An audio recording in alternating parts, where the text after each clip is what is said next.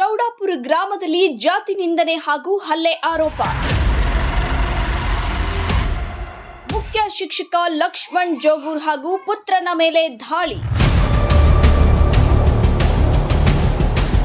ದೇವಲಗಾಣಗಾಪುರ ರಸ್ತೆ ಬಳಿ ಘಟನೆ.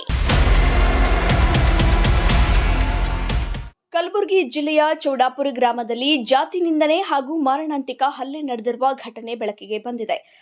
ಗ್ರಾಮದಲ್ಲಿರುವ ದೇವಲಗಾಣಗಾಪುರ್ಗೆ ತೆರಳುವ ರಸ್ತೆಯ ಬಳಿ ಇರುವ ಶ್ರೀ ಸ್ವಾಮಿ ಸಮರ್ಥ ದಾಬಾ ಮಾಲೀಕರಾದ ಮಲ್ಲಯ್ಯ ಲಕ್ಷ್ಮಣ್ ಜೋಗೂರ್ ಹಾಗೂ ಅವರ ತಂದೆ, ತೆಗ್ಗಳ್ಳಿಯ ಸರ್ಕಾರಿ ಹಿರಿಯ ಪ್ರಾಥಮಿಕ ಶಾಲೆಯ ಮುಖ್ಯ ಶಿಕ್ಷಕರಾದ ಲಕ್ಷ್ಮಣ್ ಜೋಗೂರ್ ಅವರ ಮೇಲೆ ಹಲ್ಲೆ ನಡೆಸಲಾಗಿದೆ ಎಂದು ಆರೋಪಿಸಲಾಗಿದೆ.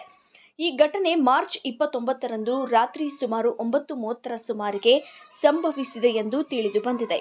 ಆ ಕಾರಣಕ್ಕಾಗಿ ಏನಪ್ಪ ನೀವು ಜಲ್ದಿ ಬರೆಯತ್ತಂದ್ರು.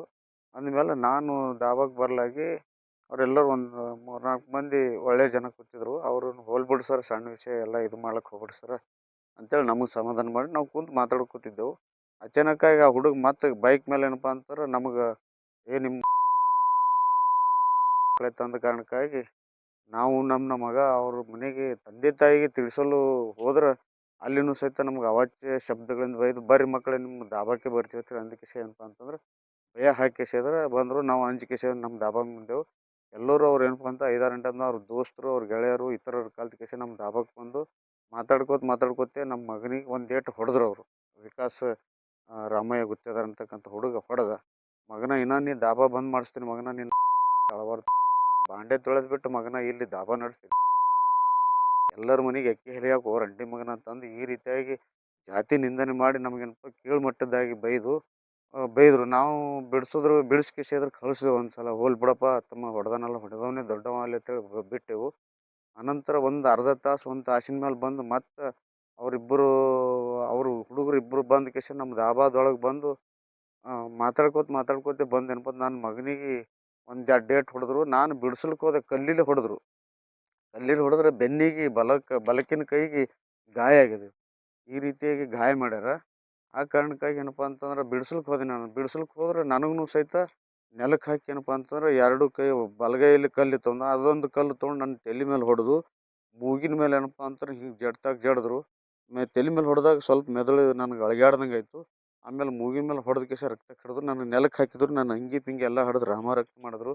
ಅದಕ್ಕೆ ಹೊಡೆದ್ರಿಲ್ಲಪ್ಪ ನಿಮ್ಮ ಕೈ ಜೋಡಿಸ್ತೀನಿ ಹೋರೇತೇವೆ ಅಂತ ಕೇಸಿ ಈ ರೀತಿಯ ನಿನಗೂ ಹೊಡಿತೀನಿ ಮಗನ ಮಾಸ್ತ.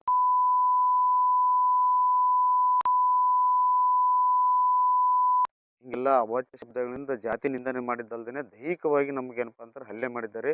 ನಾಳೆ ನಾವು ಮುಂದಿನ ದಿನಗಳೇನಪ್ಪ ಅಂತಾರೆ ನಮ್ಮ ಮಕ್ಕಳಲ್ಲಿ ಉದ್ಯೋಗ ಮಾಡೋದು ಭಯದ ವಾತಾವರಣ ನಿರ್ಮಾಣ ಮಾಡ್ಯಾರ ಈ ಹುಡುಗ. ಅದಕ್ಕೇನಪ್ಪ ಇವ್ರ ಹುಡುಗರು ಇತರ ಹುಡುಗರು ಏನಪ್ಪ ಅಂತಂದ್ರೆ ಭಯದ ವಾತಾವರಣ ಮಾಡ್ಯಾರ. ನೀವು ಅಂಜಿಕೆ ಹಾಕ್ಯಾರ. ಅವ್ರು ಯಾವಾಗ ಬಂದು ಯಾವ ಟೈಮ್ದೊಳಗೆ ಇನ್ನೂ ಅವ್ರು ಜೀವ ಹೊಡಿತೀನಿ ಅಂತಂದಾರೆ. ಯಾವ ಟೈಮ್ದಾಗ ಬಂದು ಏನು ಮಾಡ್ತಾರೋ ಗೊತ್ತಿಲ್ಲ ನಮ್ಗೆ.